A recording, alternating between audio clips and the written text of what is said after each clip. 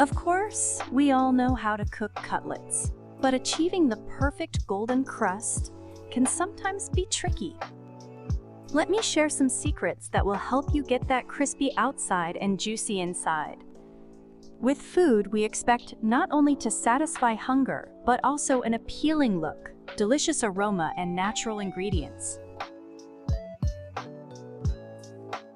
For cutlets, we choose tenderloin, also called loin, the longest muscle along both sides of the pig's spine.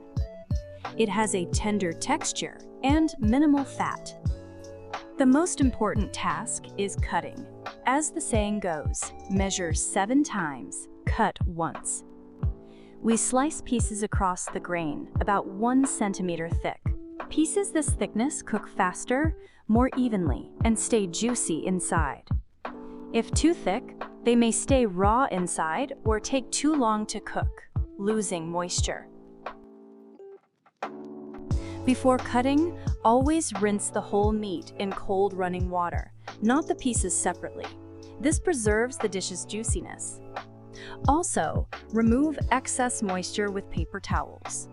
Moisture sharply lowers the temperature of hot oil, causing the meat to cook slower and lose precious juices.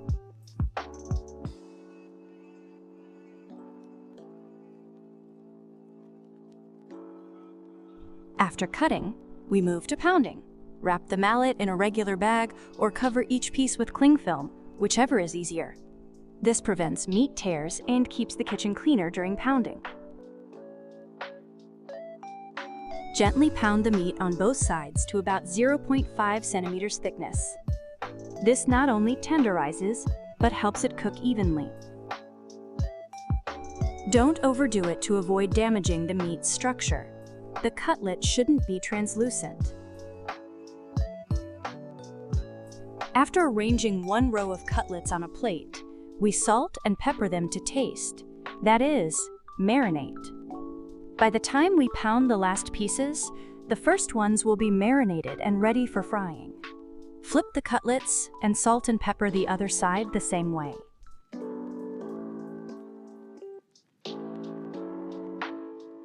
Well-pounded meat cooks quickly and melts in your mouth, easily breaking apart while chewing. The meat should have a tender pink color, be firm and elastic. Adding these spices releases a pleasant aroma, sign of freshness. The meat should not be too wet or slimy to the touch. Always choose chilled meat for cutlets, as it better preserves flavor and texture than frozen. Remember, a good choice of meat and proper slicing are the keys to tasty and juicy cutlets. All meat is pounded and salted, pieces roughly the same thickness, so they marinate evenly and cook uniformly. Meat cutlets are a dish you eat piece by piece, thinking when to have another. Some cutlets we'll make with garlic. For this, peel a few cloves and press them through a garlic press. Rub the meat with this garlic paste. Garlic not only adds a pleasant aroma to the pork, but enhances its flavor with a slight piquancy. The meat will be more fragrant. Plus, garlic naturally tenderizes the meat, making it even softer after cooking. But these garlic cutlets won't last long in the fridge. They're best fresh. Garlic loses its bright, fragrant note after cooling. Also, after long storage, garlic can change flavor, giving the meat a slight bitterness. So we prepare only 1 batch of cutlets to enjoy right away.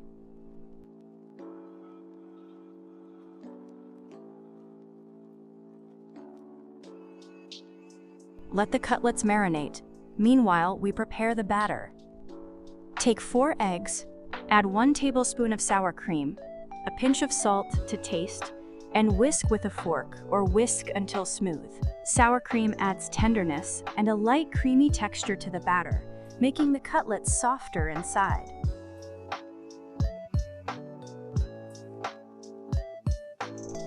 For a perfect crispy crust, In another bowl, sift 4 tablespoons of plain flour and mix with 2 tablespoons of breadcrumbs. This combo creates a golden, crunchy crust that seals in the meat's juices during frying.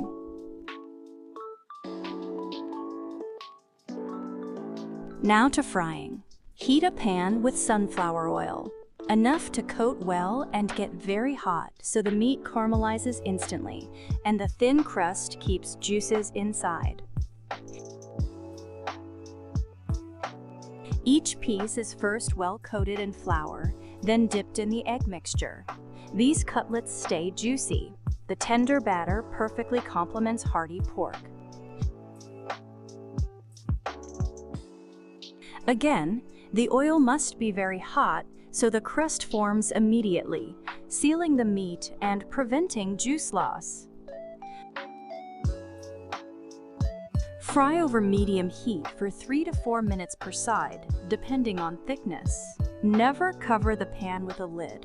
Otherwise, the meat stews, not fries, resulting in a very different cutlet in taste and appearance.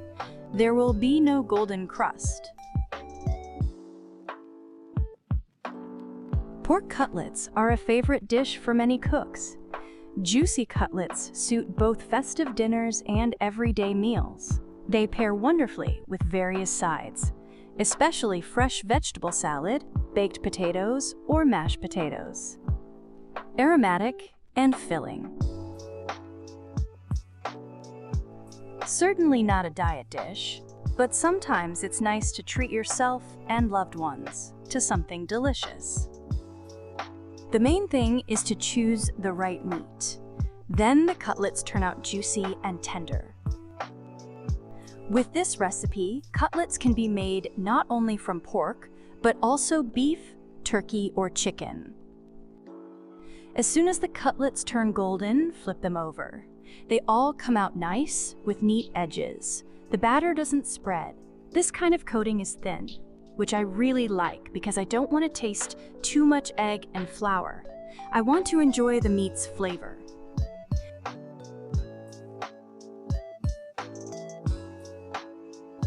Don't over-fry the cutlets. Keep an eye on them or they'll dry out.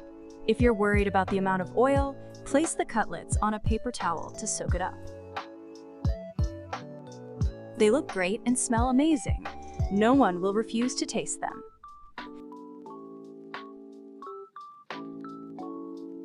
After each batch, always clean the pan from leftover batter and crumbs, as these will burn. This is important because burnt bits give the meat a bitter taste and ruin the look of the next cutlets. Thanks to cleaning the pan, every batch fries evenly with a beautiful crispy crust and no burnt aftertaste.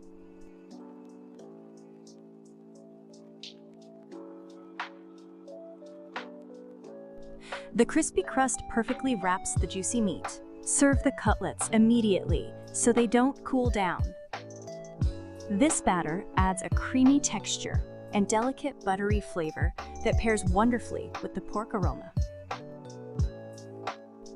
The breadcrumbs and flour create a crunchy shell that protects the meat from drying out, keeping all the moisture inside. Pork loin cutlets are ready. This dish will win you over from the first bite. You taste that crispy golden crust, perfectly fried, hiding tender and juicy meat inside.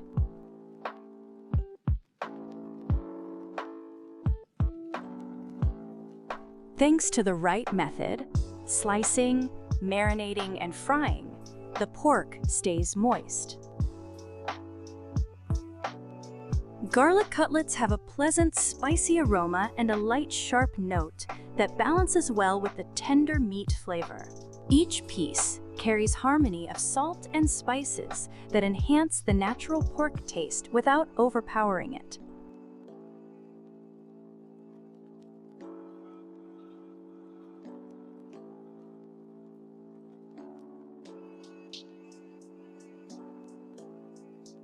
And at the end, there's always one cutlet left with some batter. We cover that last cutlet completely with batter. Add a little more flour to thicken it and create a denser crust. Let me know in the comments if you do the same. This special cutlet always becomes the kids' favorite. It's a bit more fun, with a thick batter layer that easily breaks off at the edges. It's a joy when everyone gathers at the table and fights for the cutlet with the most batter.